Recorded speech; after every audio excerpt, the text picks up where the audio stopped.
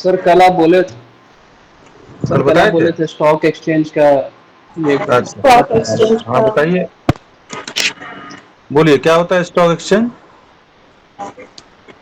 एक बहुत important factor होता है कैपिटल मार्केट में। हम्म एक सिक्योर प्लेस जहाँ पे ट्रेडिंग सिस्टमेटिक वे में किया जाता है। अच्छा। सिक्योरिटीज बाय एंड सोल्ड होती है रेगुलेशन के अकॉर्डिंग।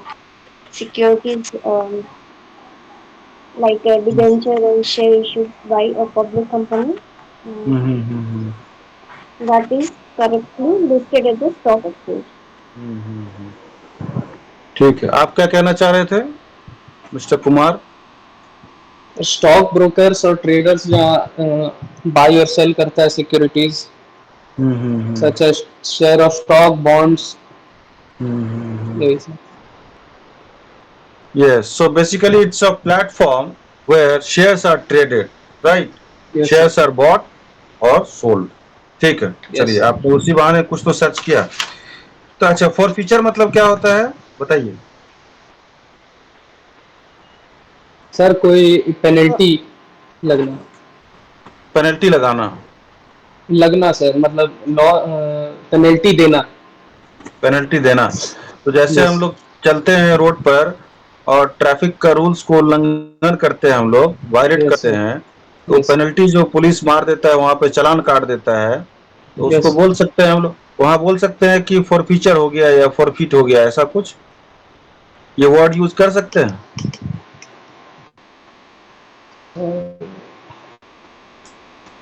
पेनल्टी हुआ ना जी। हाँ सर। आपने Okay. नंबर, वो एक एग्जाम्पल हुआ। दूसरा एग्जाम्पल हो सकता है कि आपने इनकम टैक्स को डिले से पेमेंट किया, तो आपको पेनल्टी लवी किया गया, पेनल्टी मारा गया, तो वहां बोल सकते हैं क्या कि फॉरफिट किया गया या फॉरफीचर हो गया। हाँ सर। हाँ, Okay. Yes sir. नहीं बोल सकते हैं। नहीं बोल फॉरफीचर मतलब हो गया कि आपको जब्त कर लिया गया। ठीक है, अच्छा। ओके जो सर। आपने पैसा दिया था, सपोज कंपनी ने आपसे पैसा मांगा शेयर एप्लीकेशन के बाद अलॉटमेंट के टाइम में, और आपने दिया नहीं, तो आपने पहले जो पैसा दिया हुआ है उसको यस सर। कंपनी ने जब्त कर लिया। इसका सिंपल लेमैन्स भाषा में अगर समझे, तो जो आपने पहले अच्छा। से पेमेंट किया है, आपने सेकंड इंस्टॉलमेंट या थर्ड इंस्टॉलमेंट जो कंपनी द्वारा मांगा गया और आपने नहीं पे किया, तो आपने जो पहले दिया है कंपनी उसको जब्त कर लेगी। लिखिए forfeiture and reissue of shares, heading डालिए।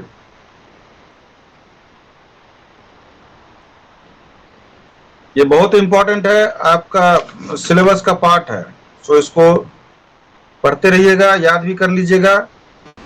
Forfeiture and reissue of shares लिखिए।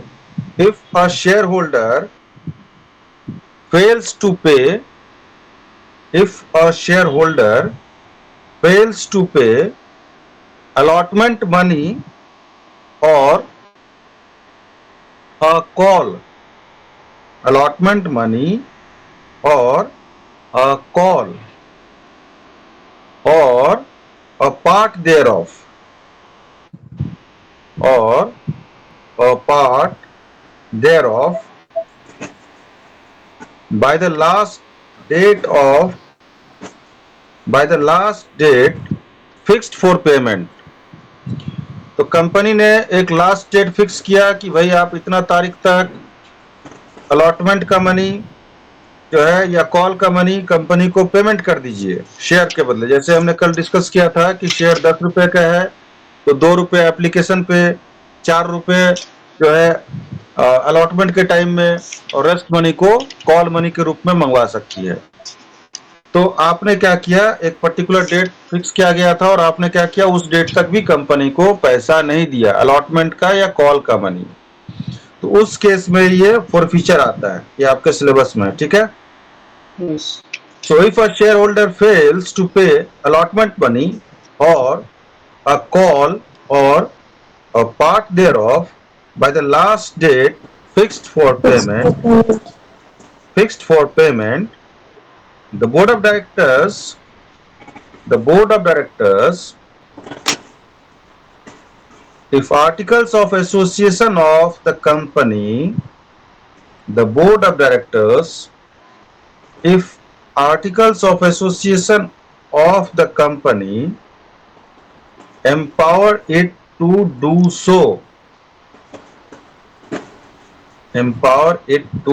so, comma, proceed to forfeit, So proceed to empower it to do so, it to do so.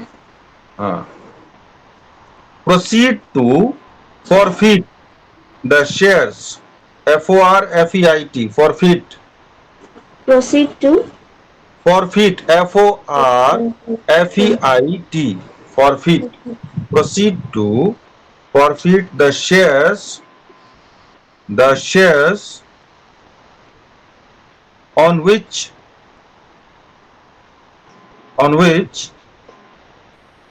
allotment money or call has become in arrear. Allotment money or call has become in arrear.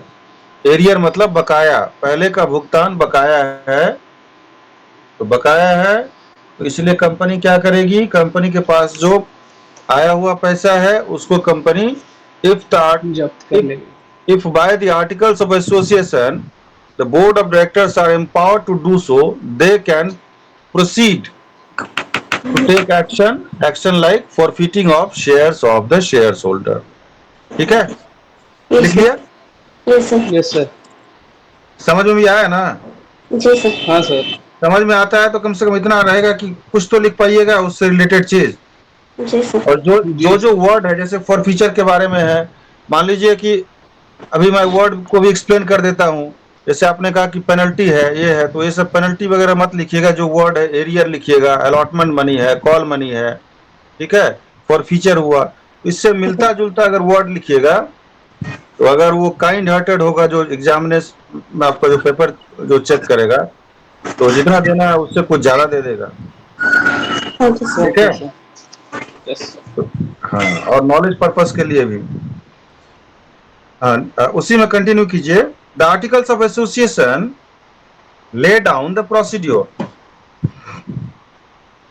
The articles of association lay down the procedure.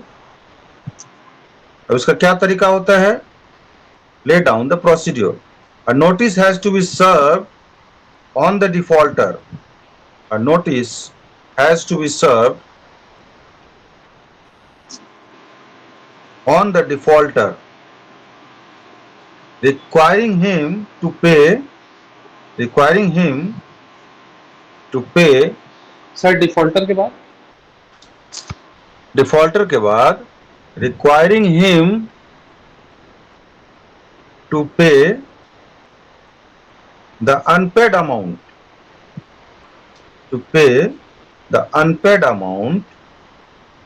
together with interest accrued by a certain date. Together with interest accrued by a certain date. अच्छा, ये interest accrued क्या होता है जी, जरा बताइए। Accrued मतलब क्या हुआ? What do you mean by the word sir? accrued? Sir, accrued by the To a certain date.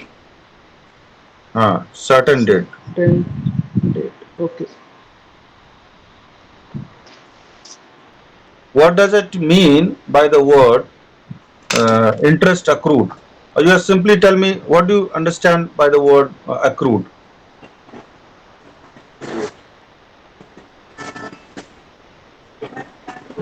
Accrued का मीनिंग बताइए। accrued क्यों, accrued से क्या समझते हैं आप?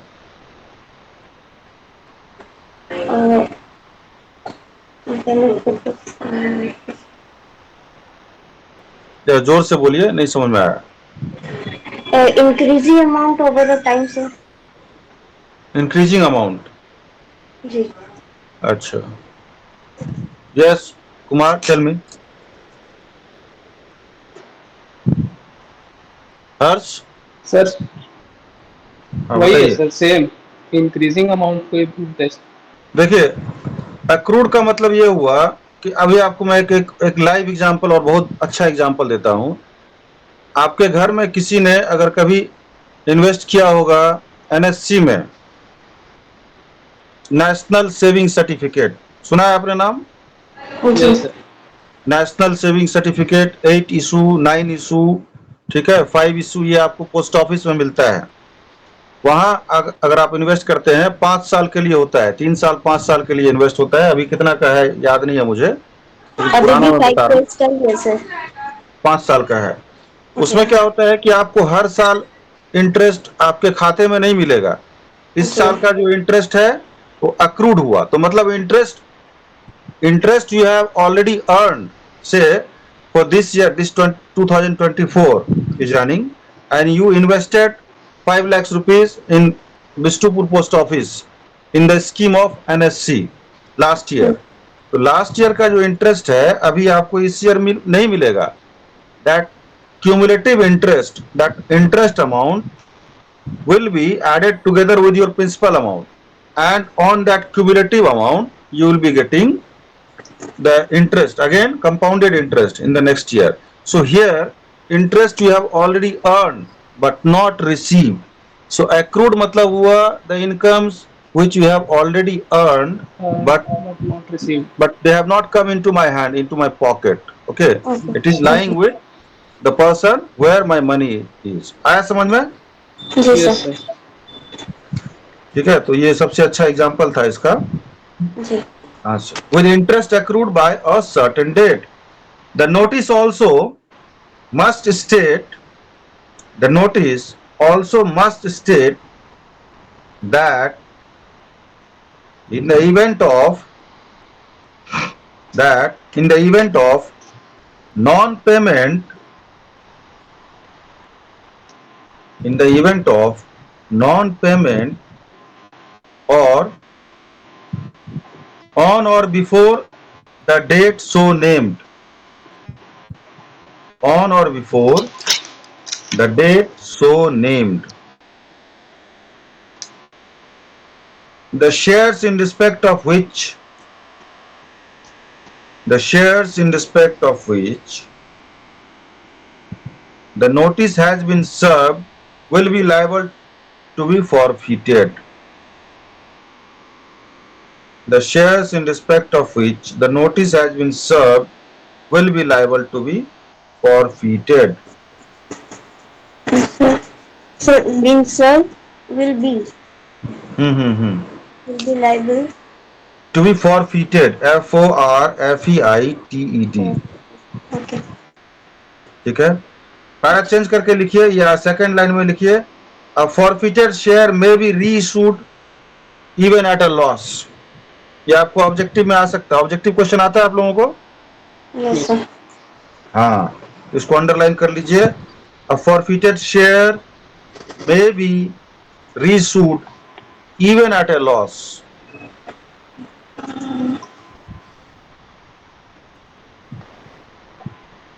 ठीक है,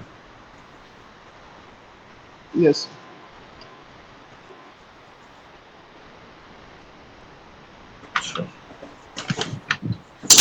अब इसका प्रोसीड लिखिए, क्या इसका प्रोसीजर है रीइशू करने का। एक टेबल ए होता है कंपनीज एक्ट में, एक टेबल ए है। तो टेबल ए में जो भी कंटेंट्स है, जो भी रूल्स है, जो भी टर्म्स एंड कंडीशंस है, वो सारा का सारा आपको अप्लाई करना होगा और फॉलो करना होगा ये फॉरफिटेड शेयर्स को री इशू करने के लिए। ठीक है, तो लिखिए provisions of table A needs to apply, एक लाइन छोड़ के लिखिएगा। ठीक है, यस सर। हाँ, needs to apply for, sir एक बार फिर से रिपीट कीजिएगा प्लीज। लिखिएगा provisions of table A, table capital A को इन्वर्टेड कॉमा में डाल लीजिए। Okay provisions of table A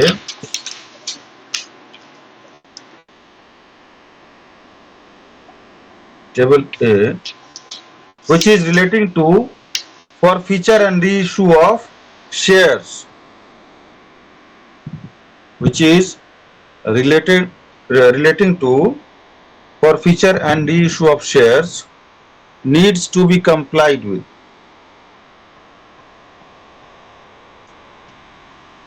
Related to forfeiture and reissue of shares reissue. needs to be complied with. जब भी एग्जाम में आंसर लिखिए और ये जो लॉ का जो सेक्शन है याद रहे नहीं रहे, याद रहे तो बहुत अच्छा है, याद है पूरा परफेक्टली याद है, नहीं तो उसका लिखने का एक तरीका है। क्या लिखने का तरीका, कैसे लिखते हैं? मान लीजिए मुझे सेक्शन याद नहीं है लेकिन बताना है कि कंपनीज एक्ट के हिसाब से है, तो कैसे लिखिएगा? As per the companies act, उसको ऐसे करके लिखिए, स्टार्ट कीजिए आंसर या बीच में या ऐसे लिखिए, as per the provisions of the companies act. ठीक है, कौन सा सेक्शन है, कौन सा क्लॉज है, कौन सा सब सेक्शन है वो तो याद नहीं है मुझे, तो ऐसे करके लिख सकते हैं आप, as per the provisions of the companies act. ठीक है, इस तरह से स्टार्ट कीजिए। हाँ लिखिए, number 1, if a member fails to pay, if a member fails to pay any call, if a member fails to pay any call or installment of a call or installment of a call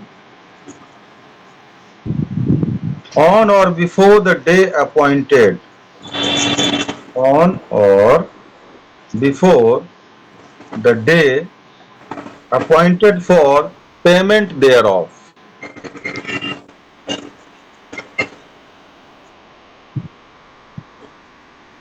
Number 2 लिखिए, the notice aforesaid shall, the notice aforesaid shall A, Sir, the notice. the notice aforesaid, AFORESAID, aforesaid shall, shall के बाद नीचे में लिखिए A, name a further day, name a further day, FURTH, a further day on or before which, on or before which the payment required by the notice, the payment required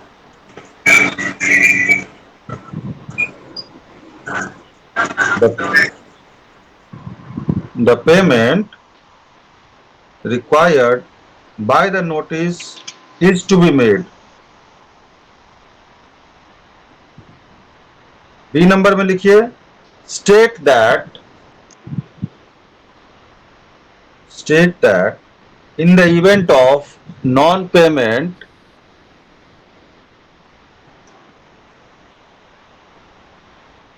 in the event of non-payment on or before the day so named,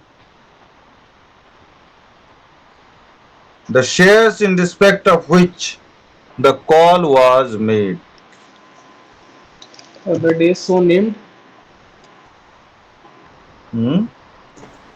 So Day so named. named. That in the event of non-payment on or before the day so named, the shares in respect of which the call was made. कहने का मतलब इतना, ये legal language में लिखा हुआ है लेकिन इसका सिंपल मीनिंग यही हुआ कि नोटिस जो दिया जाएगा पार्टी को, नोटिस दीजिएगा ना भाई कि 14 डेज का टाइम दीजिएगा ना, इतना दिन के अंदर में आपका जो कॉल मनी है पेमेंट नहीं हुआ उसके बारे में डिटेल्स में लिखिएगा। ये भी लिखिएगा कि नॉन पेमेंट, क्या लिखा है, in the event of non payment on or before the day so named, एक डेट दीजिएगा कि आप इतना तारीख तक एक अपॉर्चुनिटी दीजिएगा कि पे कर दीजिए आप। ठीक है, the shares in respect of which the call was, जिसके बारे में कॉल किया गया था आपको, आपने नहीं दिया है, again an opportunity is being given to you to pay off that money by such and such date। इसी चीज को लिखा है, ये लीगल लैंग्वेज है तो थोड़ा सा अलग स्टाइल में लिखा हुआ है। ठीक है, Yes. कहना वही चाह रहा है मैंने जो बताया। नंबर 3 लिखिए, If the requirements of any such notice, if the requirements of any such notice as aforesaid As a if the requirements of any such notice as aforesaid are not complied with,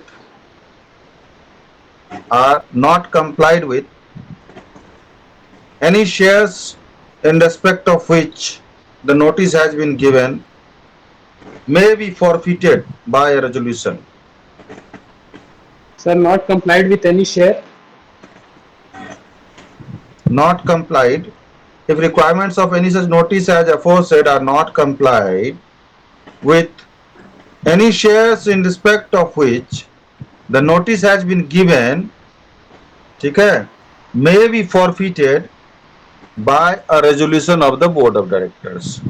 तो अगर किसी ने पे नहीं किया तो आपको पहले एक अपॉर्चुनिटी देना होगा. Again you have to give an opportunity that by such and such date at least 14 days notice, 14 days time has to be given to that person कि भाई आप इतना तारीख तक पे कर दीजिए उसका पैसा.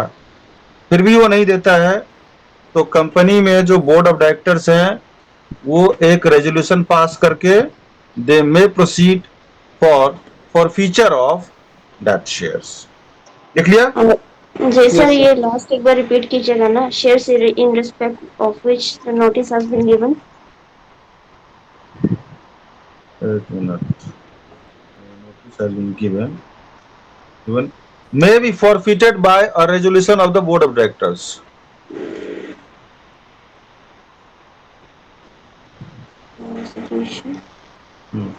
और दूसरा चीज ये है कि आप नोट्स वगैरह जो है ना, जो मैं लिखा रहा हूँ यही नोट्स है. जी मेरे पास अलग अलग बुक्स हैं. जो टॉपिक मुझे जिस बुक में अच्छा लग रहा है मैं वहां से सम्स ले ले रहा हूँ, वहां से मैं थ्योरी पार्ट मतलब ले ले रहा हूँ, नोट्स ले ले रहा हूँ और आपको लिखवा रहा हूँ. तो इसीलिए आपके पास भी कुछ बुक्स है तो उस बुक को भी पढ़ते रहिए. कॉन्सेप्ट आना चाहिए और थ्योरी के लिए एक लैंग्वेज होना चाहिए जो लैंग्वेज आपको समझ में आता है, लेकिन एक बेसिक होना चाहिए चीज, वो मैं आपको दे रहा हूँ.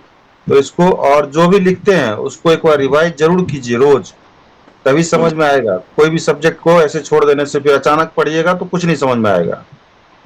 तो लिखते हैं, क्लास अटेंड करते हैं, ठीक है, उसको साथ में एक Yes. घंटा जरूर पढ़िए. जब भी समय मिलता है उसको देखते रहिए, ठीक है. yes. अब लिखिए सरेंडर ऑफ शेयर्स. सर दूसरा टॉपिक है ना. हाँ दूसरा है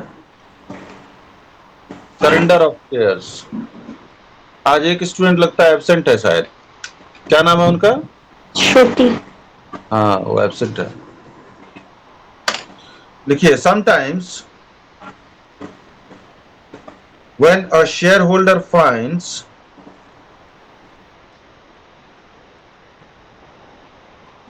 अब देखिए सरेंडर ऑफ शेयर क्या हुआ. एक तो हुआ कि फॉरफिट मतलब कि कंपनी ने खुद से, कंपनी के पास जो पैसा गया है वो कंपनी ने खुद से उसको फॉरफिट कर लिया, जब्त कर लिया, पुराना दिया हुआ पैसा, ठीक है, इशू किया हुआ जो शेयर्स है पहले से पैसा दिया हो उसको कंपनी ने जब्त कर लिया फॉर फ्यूचर. एक दूसरा केस क्या हो सकता है, सरेंडर, कि भाई हम आप खुद से हम जा रहे हैं कंपनी के पास कि भैया मेरी क्षमता नहीं है आगे पे करने की, आप इसको सरेंडर ले लें हमारे तरफ से. तो वो सरेंडर ऑफ शेयर. लिखिए sometimes when a share holders find that he is unable to pay the calls made on him. Sometimes when a shareholder finds that he is unable to pay the calls made on him, he may voluntarily surrender the shares to the company.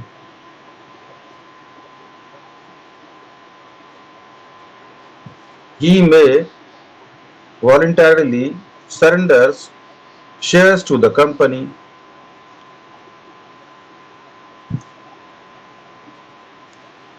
ठीक है. अब देखिए Yes, the sir. difference in case of surrender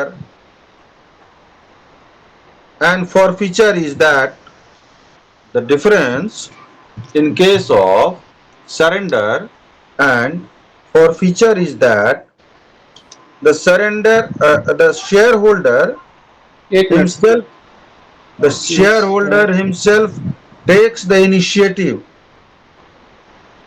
surrender के case में the shareholder himself takes the initiative, वो खुद से जाता है, और फॉरफीचर के केस में कंपनी जबरदस्ती उसका फॉरफिट कर लेती है। यही डिफरेंस है सर। एक बार और बोलेगा ना sir? The difference in case of surrender and forfeiture is that is that in case of surrender the shareholder himself takes the initiative. The shareholder himself takes the initiative and the company is saved from the formalities of serving the notice. मतलब company की तरफ से notice नहीं आएगा, यही एक अंतर है, और आपने खुद से जाके सरेंडर कर दिया।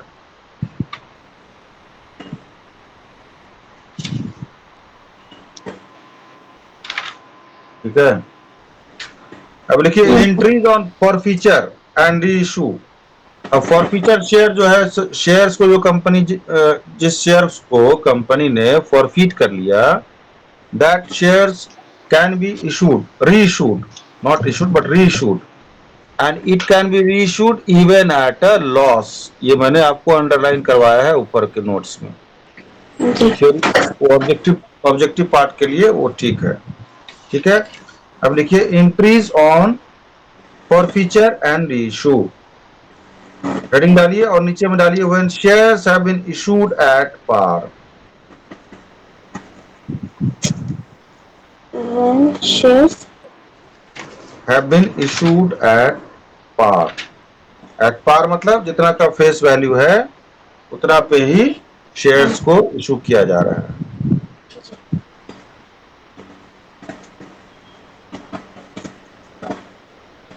अभी आपके फोर्थ सेमेस्टर में जितने भी सब्जेक्ट है उसमें सबसे फेवरेट सब्जेक्ट आप लोगों का अलग अलग हो सकता है, लेकिन क्या क्या सब्जेक्ट है आपका फेवरेट, जो भी 4-5 सब्जेक्ट्स है?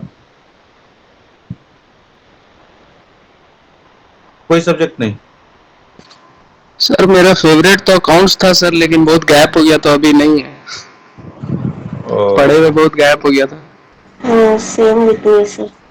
अच्छा, आपका भी अकाउंट्स था, तो चलिए तब तो बहुत अच्छा है। मेरे लिए तब बहुत ज्यादा अच्छा है कि मैं जो कह रहा हूँ, मैं जो बताने की कोशिश करूंगा, आपको इंटरेस्ट है और आप इंटरेस्ट लेके उसको समझेंगे, और उसी हिसाब से आप एग्जाम में भी लिखिएगा, और मेरा जो क्विज या टेस्ट होगा उसमें भी लिखिएगा और अच्छे मार्क्स स्कोर कीजिएगा। ठीक है, चलिए बहुत अच्छा।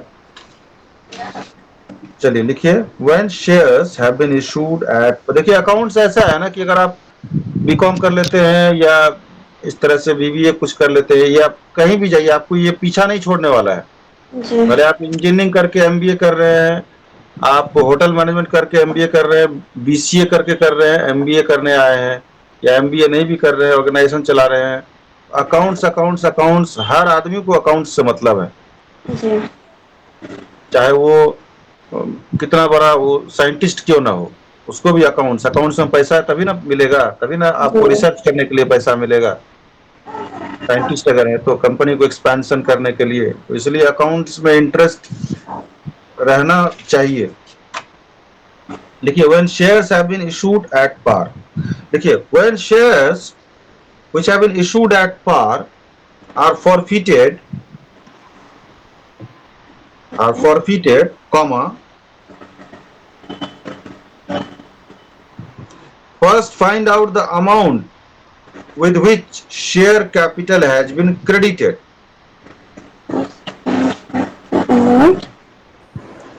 First find out the amount with which share capital has been credited in respect of forfeited shares. Sir, find out the amount. Find out the amount with which share capital account has been credited in respect of forfeited shares.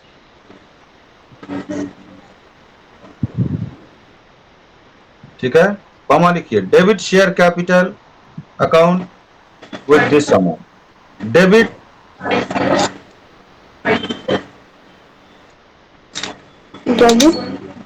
Debit share capital account with this amount.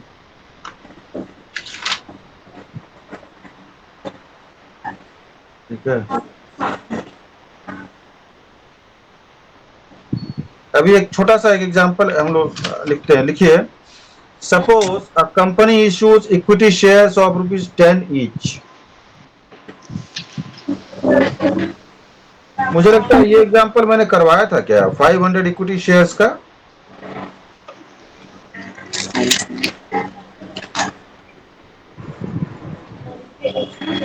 सिर्फ question पूरा बताइएगा ना। अच्छा करवाया था, फिर भी आप लिखिए इसको, ये बहुत मैंने अच्छा बताया गया है। Suppose a company is issued equity shares of ₹10 each at par,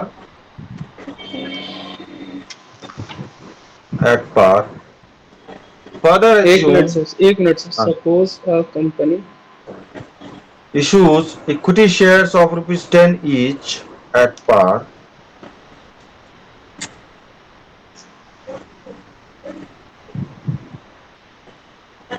yes sir. ठीक है, जी issues equity shares of ₹10, further assume that the application and allotment further assume that the application and allotment money at the rate of ₹2.50 and ₹2.50.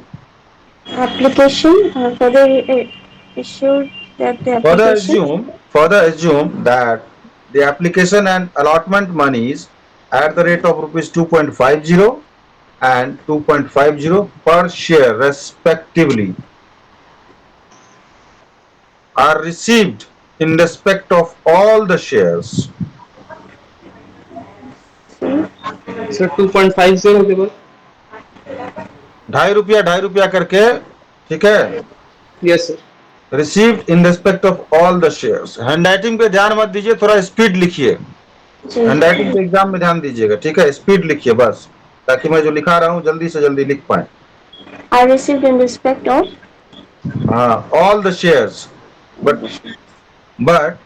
the first call and the second call, ₹3 and ₹2 per share, are not received in respect of 500 shares. but the first call and But the first call and uh, the second call.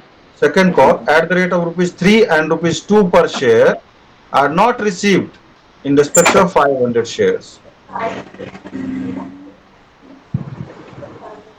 which are therefore forfeited.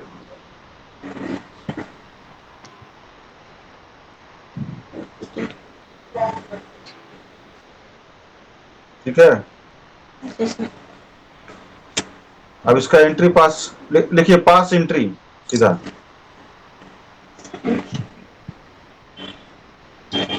Pass entry के नीचे में लिखिए, in this case calls in arrear account has not been open, ऐसा लिख करके ऐसा लिखिए, in this case calls in arrear account has not been open.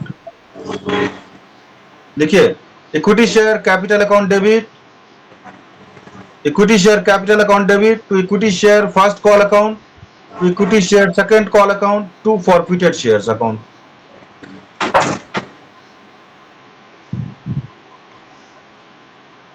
Equity share capital account debit में लिखिए 5,000, to equity share first call में लिखिए, equity share first call account में लिखिए 1,500, to equity share second call में लिखिए 1,000 और to forfeited shares account में लिखिए 2,500।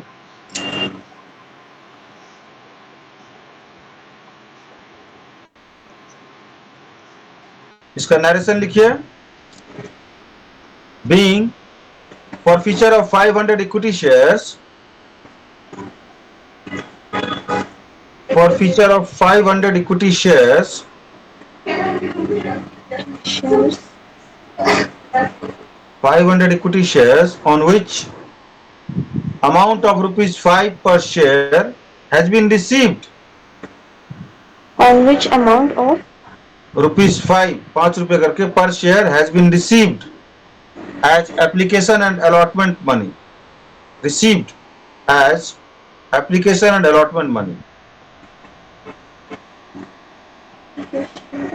for non-payment of the first call at the rate of rupees 3 per share and second and final call at the rate of rupees 2 per share. Sir, application and allotment money. For non-payment of the first call at the rate of rupees 3 per share and second and final call at the rate of rupees 2 per share.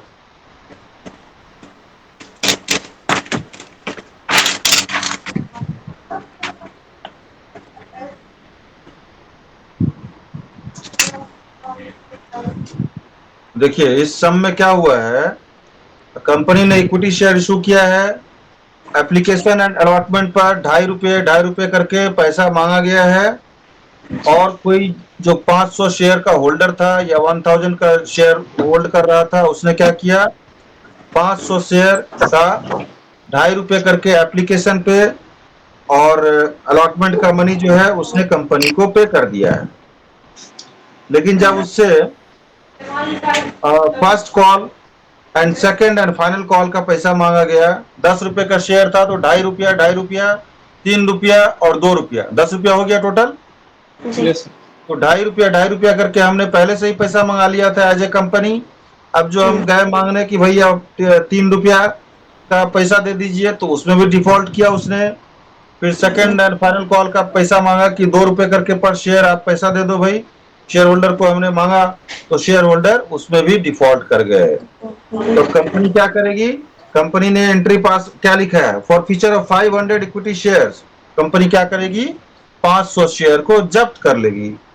On which amount of ₹5, 5 कैसे आया, ₹2.5 plus ₹2.5, ₹5 जो पहले हम लोग receive कर चुके हैं, पर share has been received as application and allotment money for non payment, मतलब अभी जो नॉन पेमेंट किया है उसके बदले में पुराना जो पेमेंट किया है उसको हम लोगों ने जब्त कर लिया। ठीक है, Yes, sir.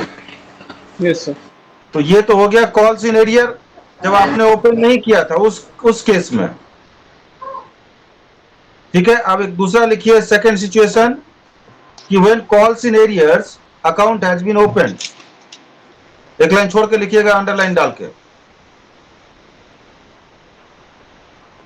लिखिए when 2 calls have been transferred to calls in arrears. अभी क्या हो रहा है, देखिए हमने फर्स्ट कॉल पे ₹3 करके मांगा कि ₹3 करके आप मुझे पेमेंट करो फर्स्ट कॉल पे, कंपनी ने मांगा, तो वो पार्टी जो है डिफॉल्ट कर गया। फिर कंपनी ने क्या किया, सेकंड एंड फाइनल कॉल ₹2 करके मांगा, तो कंपनी उस टाइम जो इन्वेस्टर शेयर होल्डर है वो उस टाइम पे भी डिफॉल्ट कर गया। अब जो डिफॉल्ट कर गया दोनों टाइम में, तो इसमें कायदे से देखा जाए तो हमें एक एंट्री पास करते समय कॉल्स इन एरियर अकाउंट खोलना चाहिए। तो फर्स्ट सिचुएशन में क्या था, डायरेक्ट हमने उसका इफेक्ट ले लिया फॉर फ्यूचर में, लेकिन इस केस में अगर आता है कि कॉल्स इन एरियर अकाउंट खोल करके तब बनाइए ट्रांसफर करके, तो उस केस में ये एंट्री पास होगा। लिखिए equity share capital account debit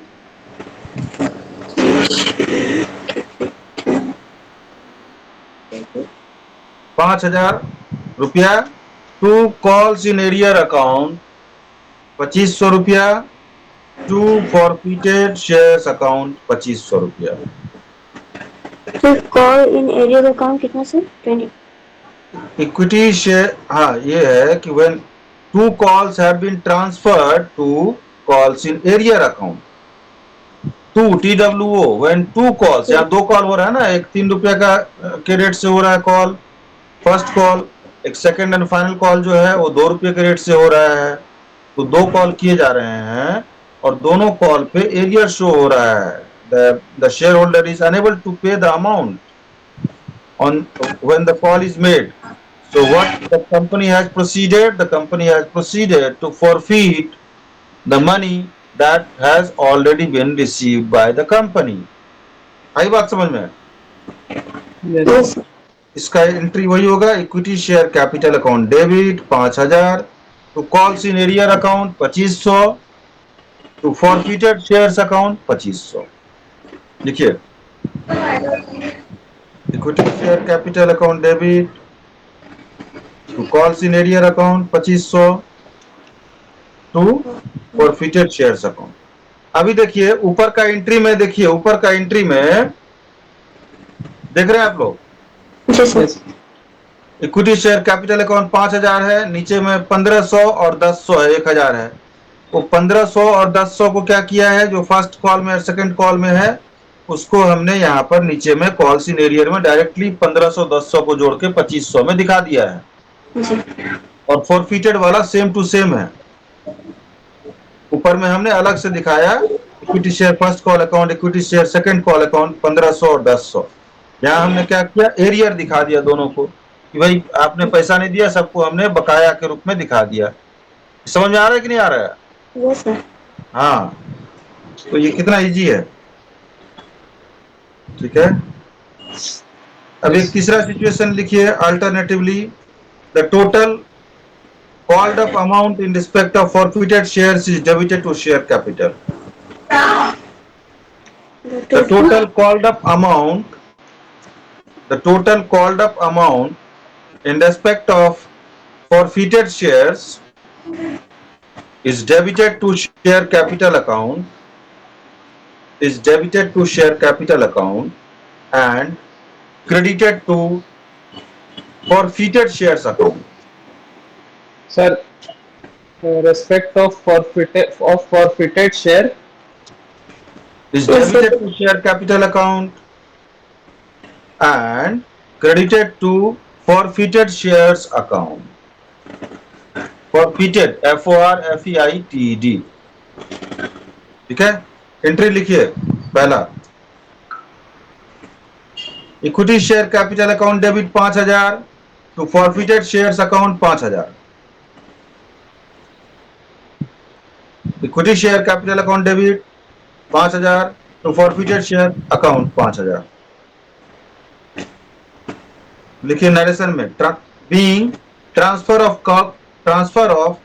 called up amount in respect of 500 forfeited equity shares, in respect of transfer शुरू of से sir, being transfer of called up amount in respect of 500 forfeited equity shares from equity share capital to forfeited shares account. Equity share capital में जो amount था 5000 का, उसको हमने कहाँ transfer कर दिया, फॉरफिटेड शेयर्स में कर दिया, क्योंकि वो तो कैपिटल नहीं रह गया ना, वो तो जब्ती वाला हो गया, वो जब्ती माल. ठीक है. लिखिए, transfer of called up amount in respect of 500 forfeited equity shares from equity share capital to forfeited shares account. ठीक है. अब एक दो लाइन छोड़ दीजिए, लिखिए, forfeited shares can be reissued. सब सिलेबस से जा रहे हैं हम लोग. ठीक है. We are not, we are just stick to the syllabus. We have to stick to the syllabus because time is very limited and we have to finish these 5 units. Syllabus is very vast and it needs your hard work also to understand the thing. I just wanted to understand, earlier you have studied accounts. ठीक है. ये आपका fourth पहले आप BCom में कुछ accounts वगैरह था क्या आपका? बीकॉम के कोई सेमेस्टर में up to 3 semester? No. Second semester में था. सेकंड में था सर. क्या था? सेकंड में. नहीं, क्या नाम था सब्जेक्ट का? अकाउंट्स था, फाइनेंशियल अकाउंट था, कॉस्टिंग था, मैनेजमेंट था, क्या था, टैक्स था, क्या था? फाइनेंशियल अकाउंट था. अच्छा, अकाउंट था. उससे ये थोड़ा अलग लग रहा है आप लोगों को? जी सर. अलग मतलब थोड़ा सा टफनेस में? जी सर। हाँ, तो ये क्या है, एज पर पूरी तरह से लॉ है। फाइनेंशियल अकाउंट में लॉ कम है, प्रैक्टिकल जी चीज ज्यादा है। जी यहाँ पे क्या है, लॉ जो बोलता है सेबी है। सर फर्स्ट सेम में था, फर्स्ट सेम में। अच्छा, सेबी है यहाँ पर, securities exchange board of India है, गवर्नमेंट ऑफ इंडिया है, टैक्सेशन अथॉरिटीज है, आपको कॉर्पोरेट लॉ है, कंपनी लॉ, इसलिए तो कॉर्पोरेट अकाउंटिंग कहा गया है इसको। जी इसलिए इसमें आपको ज्यादा पढ़ना चाहिए। लिखिए, forfeited shares can be reissued, ये भी आ सकता है छोटा क्वेश्चन में कि can forfeited shares be issued, true false में, या ऐसे forfeited shares can not be reissued. ठीक है, तो जिसको नहीं मालूम रहेगा वो टिक कर देगा, हाँ भाई चलो सही है, लेकिन आपको तो मालूम है forfeited shares can be reissued. ठीक है, तो ये सेंटेंस करेक्ट है, तो 1 नंबर ऐसे ही आ जाएगा, 1 मार्क। लिखिए, forfeited shares can be reissued, they can be reissued even at a price lower than the paid up value, they can be reissued even at a price, even at a price lower than the paid up value. Excuse me. Even at a price lower than the paid up value of the reissued shares, of the reissued shares at the time of reissue. But the loss on the reissue, but the loss on reissue of a share, but the loss on reissue of a share but the loss on ratio of a share cannot be more than the gain on forfeiture of that share, cannot be more than the gain on forfeiture of that share credited to forfeited shares account at the time of forfeiture. Credited to the, sir, credited to the time. रुकिए एक minute, credited, but the loss on the issue of share cannot be more than the gain on forfeiture of that share. यहाँ तक लिखा है, Yes sir. credited to forfeited shares account at the time of forfeiture.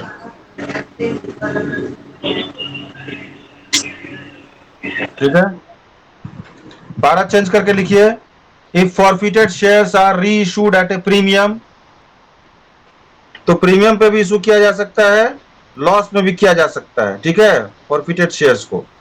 Yes sir.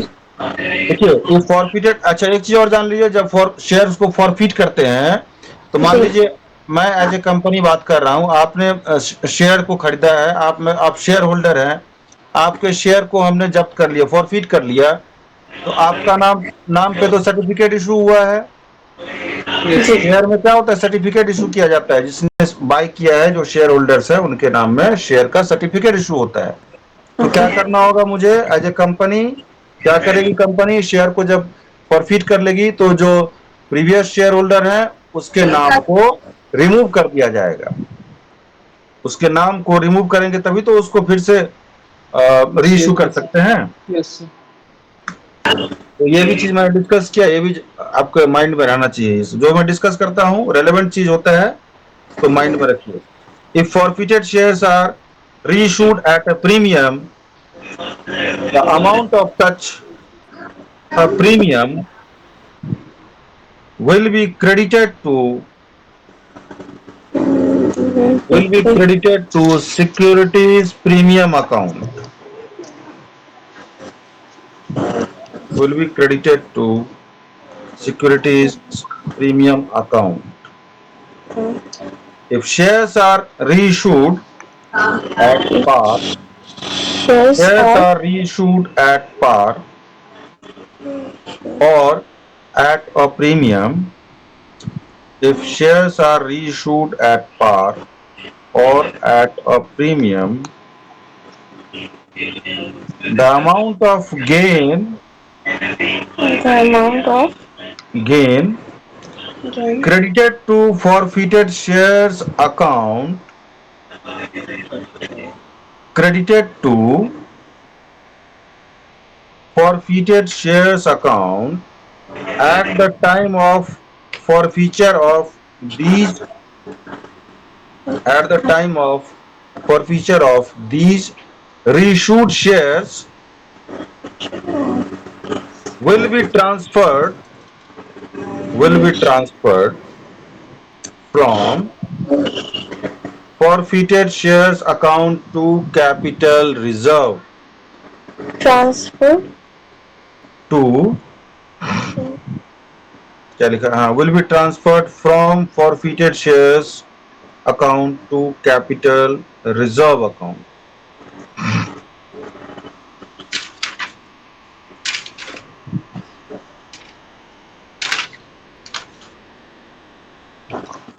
आप लोगों के पास previous year का कुछ question वगैरह है इसका ये बीकॉम का मैंने आपके सेमेस्टर कॉर्पोरेट अकाउंटिंग का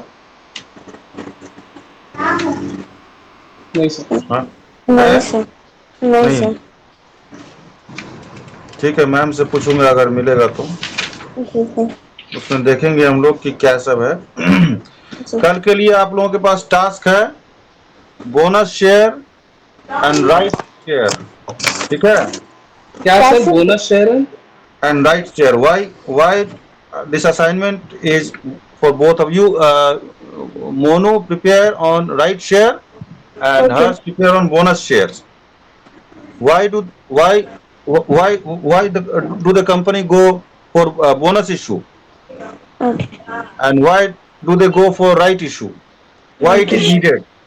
okay What are sir the provisions and guidelines are followed? This is there in your syllabus.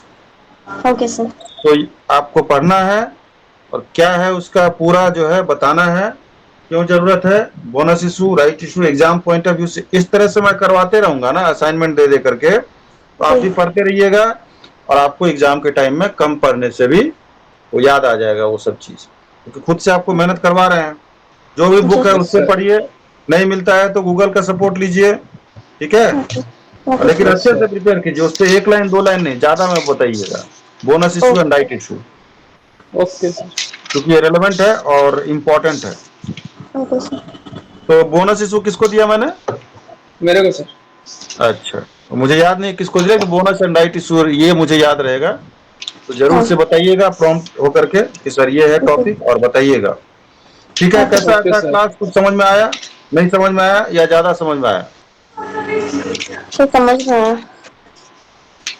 तो समझ में आया सर कभी कभी कोई स्टूडेंट बोलता है कि सर समझने की कोशिश कर रहे हैं मैं ऐसे ही पूछता हूँ तो बताएगा कि सर समझने की कोशिश कर रहा हूं। ठीक है चलिए सबको भूख लगी हुई जाइए खाना Yes, खाइए sir. आप लोग चलिए bye thank you okay Thank you, sir. Bye, sir. Bye